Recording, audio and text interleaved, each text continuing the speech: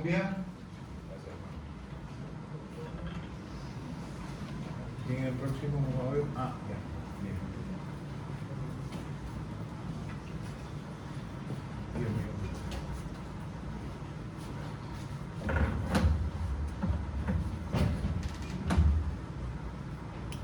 Bueno, muchas gracias. Esta ponencia la he llamado Bases Militares en el Extranjero, imposición imperialista que afecta la paz, la soberanía y la libre determinación de los pueblos. El mapa del mundo de hoy, pues les habla Reinaldo Villalba. Soy integrante del colectivo de abogadas y abogados José Alvear Restrepo, una reconocida organización defensora de derechos humanos de Colombia. Valga decir que condenada recientemente el Estado colombiano por la persecución durante 40 años de la organización que hago parte. El mapa del mundo de hoy es un mapa que nos muestra más bases militares extranjeras que países, acompañada de esta odiosa presencia de una proliferación de armas de destrucción masiva que afectan de manera sustancial la paz mundial y la libre determinación de los pueblos, e imponen modelos políticos y económicos que hacen de las palabras democracia y soberanía palabras vacías sin contenido real.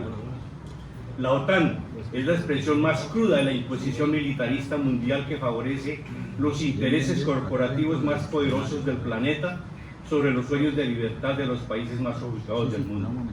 Colombia desde 2017 ha entrado a ser parte de lo que se denomina socio global de la OTAN, un aparato militar global que no tiene como objetivo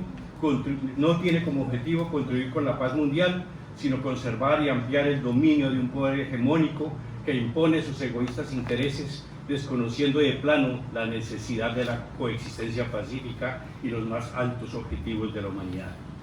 La ONU, por su parte, teóricamente creada para garantizar la paz mundial, está en manos de los mismos países que predominan en la OTAN, que se autoconcedieron la facultad del veto, calificándolo de derecho. Aquí la principal causa o explicación de la ineficacia de la ONU a la hora de cumplir con su objetivo de garantizar la paz mundial, pues cede su teórica misión a los intereses de las potencias que se atribuyen el mando mundial. En todo caso, el mundo tiene que exigirle a la ONU que acoja los principios del derecho internacional y los haga respetar. La expansión de bases militares en el extranjero es la expresión más cruda de neocolonialismo del poder imperial. Algunos estudios, como el del académico mexicano David Boni, calculan que en el mundo hay regadas más de 800 bases militares extranjeras. Otros incluso calculan una cifra superior.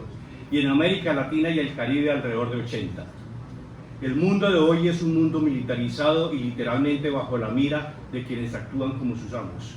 La presencia del poder militar hegemónico extranjero, liderado por los Estados Unidos, no solo se expresa en las denominadas bases fijas o permanentes, sino que acude a diversas modalidades. Sebastián Vita, por ejemplo, acude a la denominación de cuasibases para referirse a la presencia de tropas extranjeras sin que necesariamente se instalen en un fuerte militar para su exclusivo uso. Así ocurre, por ejemplo, en los casos que tropas extranjeras se insertan en bases militares nacionales formales de cada nación y desde allí montan su base de operaciones y elaboran y ejecutan las acciones intervencionistas bajo el mayor sigilo y secretismo, la mayor parte de las veces evadiendo los precarios controles institucionales que puedan existir, como por ejemplo el debate en los congresos. El tránsito o presencia de tropas y o agentes mercenarios extranjeros, que también debe pasar por un control institucional. Así, por ejemplo, funcionan las denominadas por las siglas en inglés FOL, Foreign Operation Location. Digamos que la presencia militar de Estados Unidos, de no ser posible o inconveniente de manera abierta o pública, acude al mimetismo para asegurar el secretismo y su eficacia. En mi opinión, la denominada doctrina Monroe no es un asunto del pasado. Igualmente, la doctrina de seguridad nacional, apoyada en su fatal concepto del enemigo interno, mantiene plena vigencia.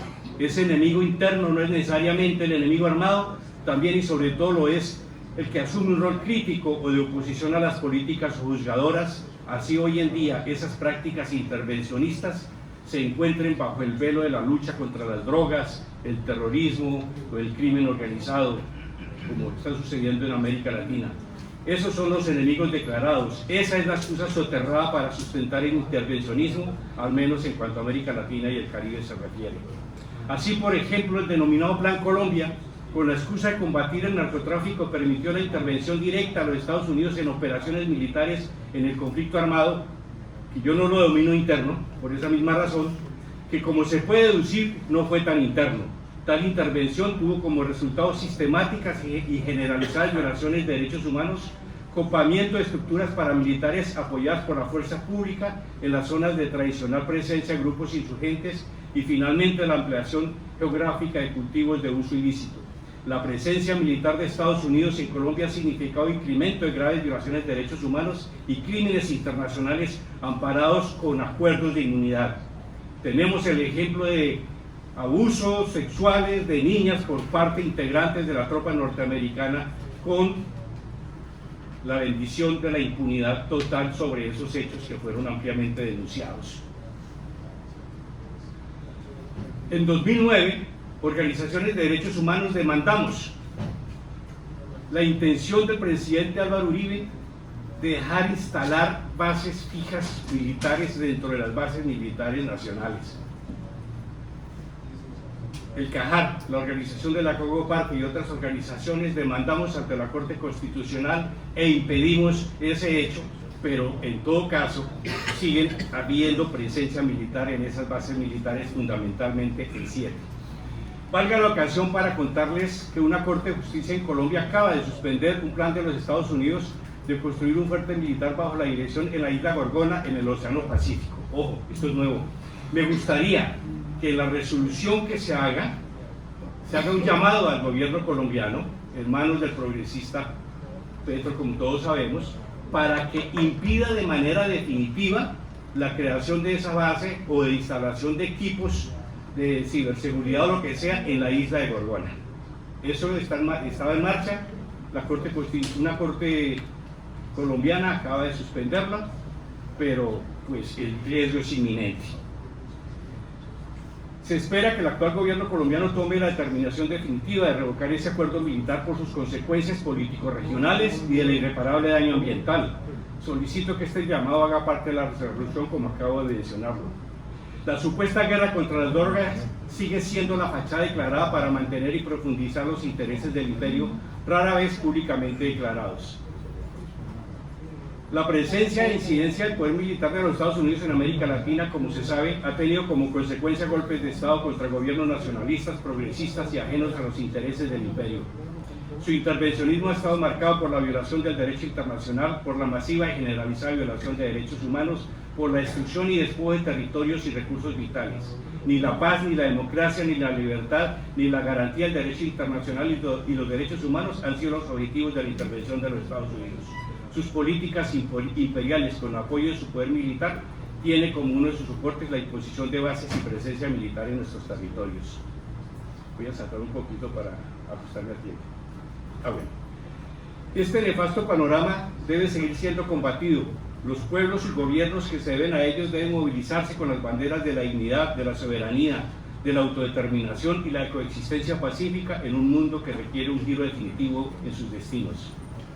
Hay experiencias históricas que demuestran que es posible obtener cierre de bases militares en el extranjero, como por ejemplo el de Manta, Ecuador, y otras. Guantánamo es la experiencia más reprochable de bases militares en territorio extranjero. La ocupación tiene su origen a finales del siglo XIX, formalizada en París entre Estados Unidos y España, y luego a principios del siglo XX impuesta por la denominada enmienda Pratt. Guantánamo es una vergüenza para Estados Unidos y para la humanidad. Además, la base militar de Guantánamo ocupa más de 115 kilómetros cuadrados entre porción terrestre y acuática.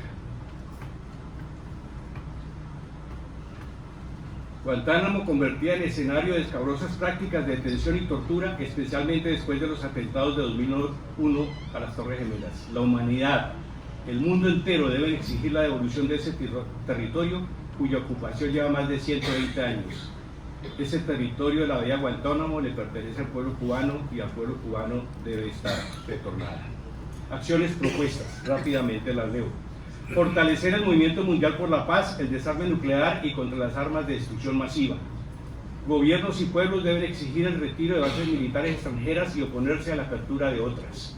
Rechazar acuerdos o imposiciones relacionados con la presencia de tropas extranjeras y o misiones de carácter mercenario en la región. Promover el cierre de escuelas, como el de las Américas o su reemplazo, UISEC, es decir, el Instituto del Hemisferio Occidental para la Cooperación en Seguridad. La incidencia ante el pueblo de los Estados Unidos y sus autoridades para frenar el intervencionismo en los destinos de América Latina y el Caribe.